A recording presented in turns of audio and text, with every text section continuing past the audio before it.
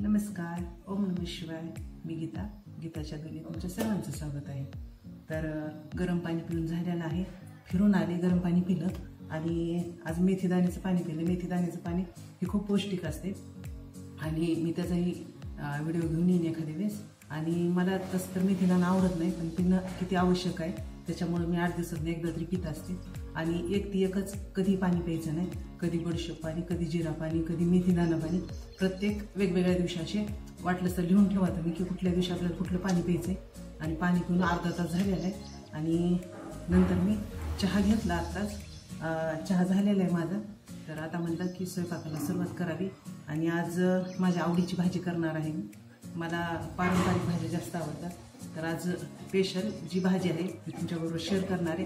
तर तुम्ही नक्की बघा आणि मला सांगा. बघू शकता मोदक करून झालेले. एवढे मोदक केले आणि डाळीची पिठी जवळ ठेवलेलं आहे.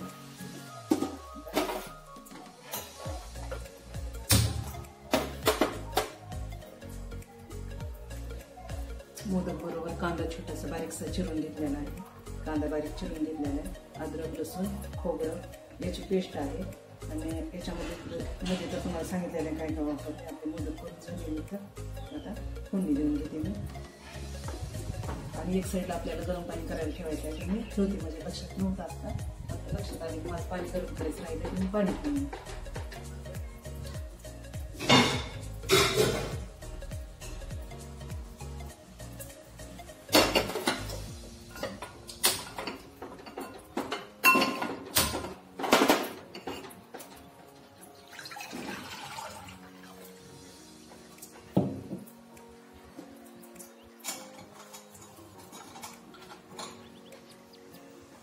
जिरे आपल्याला टाकून घ्यायचे आहे. मोहरी जिरे टाकणं झाल्यानंतर थोडेसे तडतडले. जास्त काही हे होऊ द्यायचे नाही. थोडेसे तडतडले तरी जास्त काळे होऊ द्यायचे नाही. कारण स्टीलची कढई असल्यामुळे ना एवढ्या लवकर हे करपल्यासारखं वाटतंय. आणि हे टाकण्याऐवजी अगोदर मी कांदा टाकून घेते. कारण स्टीलची कढई असली ना तर अगोदर मी कांदा टाकून घेते. आणि जर्मनची कढई असेल तर हे मिश्रण अगोदर टाकून घेते अद्रक लसूणची. तर स्टीलच्या याच्यामध्ये एवढं करत होते. तर स्टीलच्या ह्याच्यात खावा असं सगळेजण म्हणायच्यामुळे मी स्टीलची कढई घेतल्यावर घेऊन ती जर्मनच्या ह्याच्यामध्ये वापरू नये करू नये. तर म्हणजे चला आपण पण घ्यावी. माझ्याकडे नव्हती अगोदर स्टीलची कढई. जर्मनच्या कढईचीच वापर करण्याची सवय. 4-5 जर्मनच्याच कढई आहेत जे का आपल्याला दिपोळीला लक्ष्मीला हे पण लागतात किंवा कोण पाहुणे येणार असतील जास्त त्यावेळेला लागतात. त्याचा जास्त वापर होतोय. तर स्टील आत्ता निघाले की स्टीलमध्ये खावं हे खावं. स्टीलचं कुकर मग त्याच्यामध्ये स्टीलची कढई आणि स्टीलचं कुकर अशाच घेतलेला आहे. कांदा हे थोडासा लालसर झालाय. जास्त आपल्याला करून घ्यायचा नाही. डार्क कलर नाही करून घ्यायचा. थोडासा गोल्डन कलर झाला आहे. अद्रक लसूण टाकून घ्यायचे. एवढी झटपट होते ही आणि खायला पण एवढी छान लागते. पण पाहुणे येणार म्हणल्यानंतर पण केली तर ही मोदकाची भाजी छानच असते. वेगळं काय करावं प्रश्न पडते ना. मग त्यावेळेला मोदक भाजी आपण करू शकतो. कारण याची टेस्ट फार भारी आहे. तसं बघितलं तर पारंपरिक जी भाजी असते त्या खरंच छान वाटतं. लागायला पण छान लागते ते.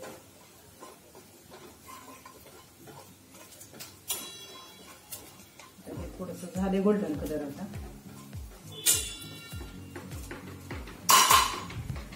अगोदर मी डाळीचं पीठ टाकून घेणार आहे. वाटलंच तर थोडंसं तेल टाकणार. जास्त कोरडं जर वाटायचं तर मग तेल टाकून देते.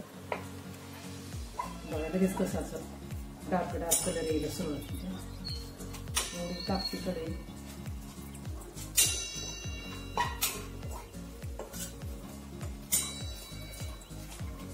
आणि डाळीचं पीठ कसं लवकर भाजलं जातं. आणि ते झालं हे याच्यावरनं समजायचं की तिकडं तेल होते आणि असं भुसभुशीत झाल्याचं भाजायचं. ते मिश्रण टाकून घेणार.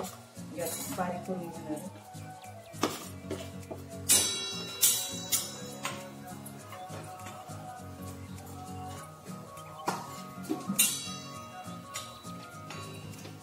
गॅस बंद करते मी. दोन्ही कांद्यासाठी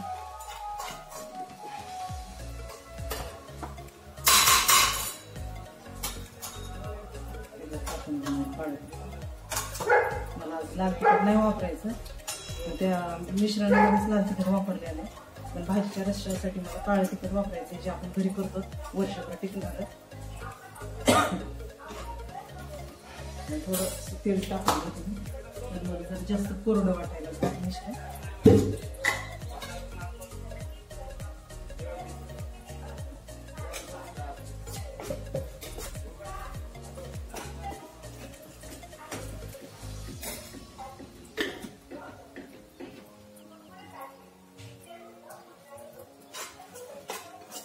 झालेलं आहे. आता अगोदर आपल्याला पाणी टाकून घ्यायचं.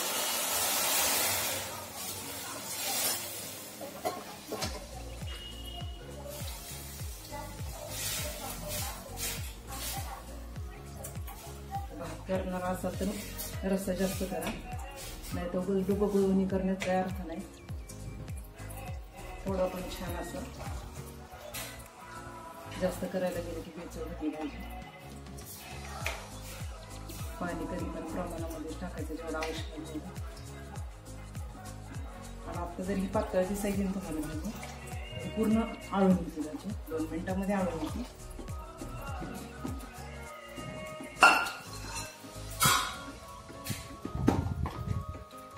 त्या कुट्ट्याच्या ह्याच्यामध्ये पण आपण मीठ टाकलेलं आहे आणि आता त्याच्यामुळे जेवढं पाणी टाकलं ना तेवढंच मी मीठ टाकणार आहे.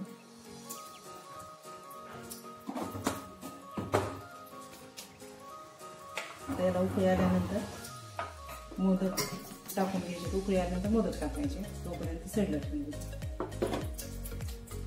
उकळी आलेली आहे, मोदक टाकून घेते मी.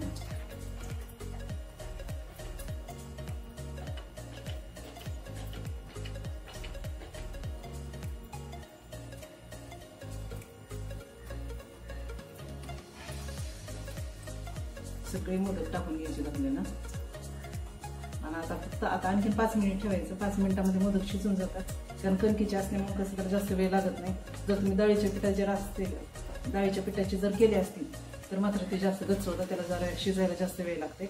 आपण कणकीची जे बाहेरचं कव्हर केलेलं आहे तर त्यावेळेस जे आपण डाळीचं पीठ सुद्धा त्याच्यामध्ये थोडंसं मीठ ते टाकून घट्ट तिंबून पण आपण ते पण वापरू शकतो. बरेच जण ते पण करतात, पण कणकेचं मला जास्त आवडते त्याच्यामुळे मी ह्यावेळेस तुम्हाला कणकेचं दाखवलेलं आहे. तर ते तुम्हाला जवळून भाजी कशी झाली ती दाखवते, पण 5 मिनिटांनी दाखवते. ती जरा जास्त शिजली ना मग नंतर भाजी झालेली आहे. एक साईडला आपण पोळ्या करून घ्यायला लागलो. पोळ्या होत आल्या.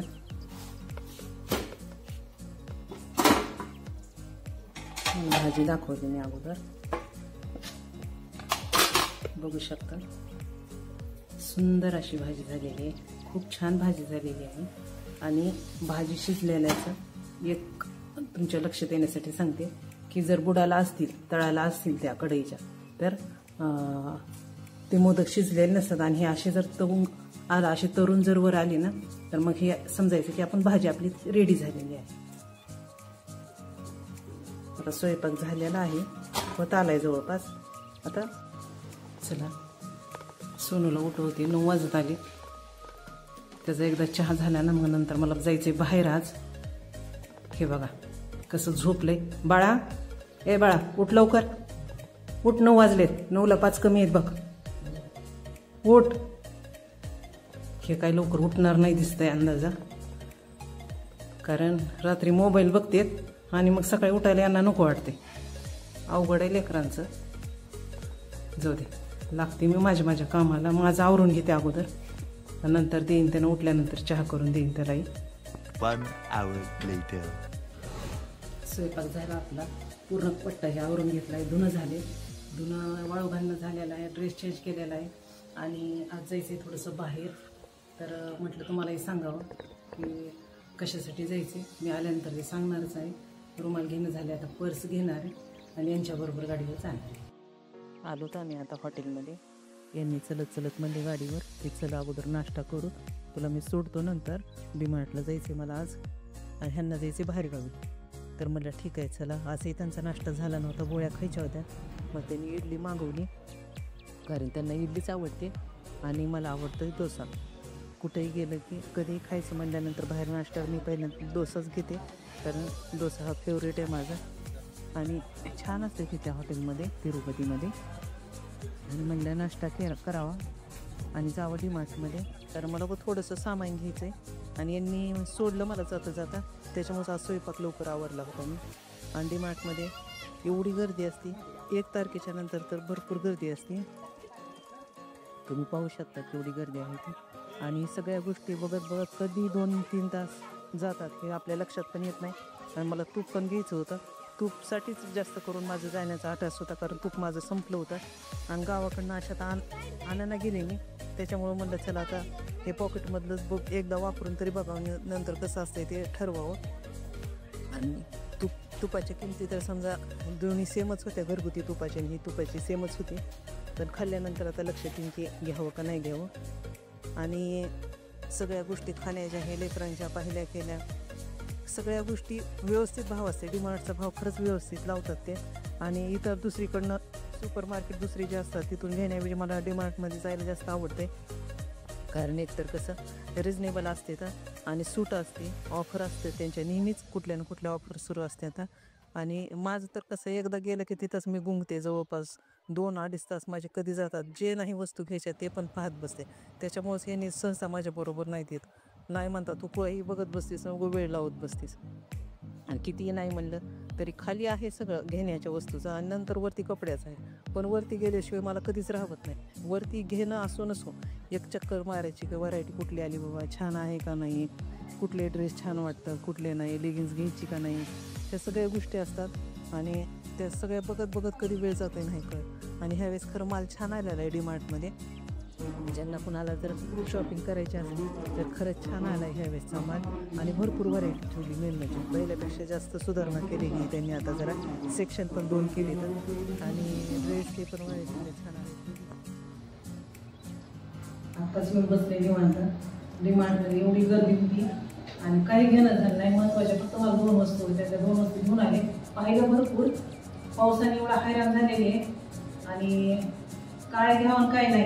आता मला जायचे आणखी 2 दिवसांनी, त्यावेळेला मग कारण किराणा भरायचा आहे. आता आज 1 तारीख आहे आणि 2-3 तारखेपर्यंत किराणा भरत असते. मेन दिदीचं बॉडी लोशन संपलेलं होतं, त्याच्यामुळे मेन हे घ्यायचं होतं. बाकीच्या गोष्टींचं घ्यायचं, थोडाफार भाजीपाला घेतला. आता येता येता रिकाम कसं यावं, चला गेल्याचं काहीतरी घ्यावं म्हणून मेथीची भाजी घेतली. भाज्या एवढ्या तर महाग आहेत ना, 25 रुपयाला 1 पिंडी आहे. 30 रुपयाला म्हणून लागली, 5 रुपये तरी कमी केले. आणि भेंडी 20 रुपये पडतो. काही घ्या, प्रत्येक गोष्ट महाग आहे. आणि या 2च गोष्टी घेऊन आले. पाऊस पण चालू होता, त्याच्यामुळे म्हणलं चला आता पाऊस थांबायचा अंदाज दिसना घेतला, पटकन ॲटो केला आणि आले. चला आता चहा करते, त्याशिवाय बोरपणा जाणार नाही, दमल्याला जाणार नाही. सामान तुमचे. माझ्या चॅनलला सबस्क्राईब करा, शेअर करा, कमेंट करा मैत्रिणींनो. Good bye.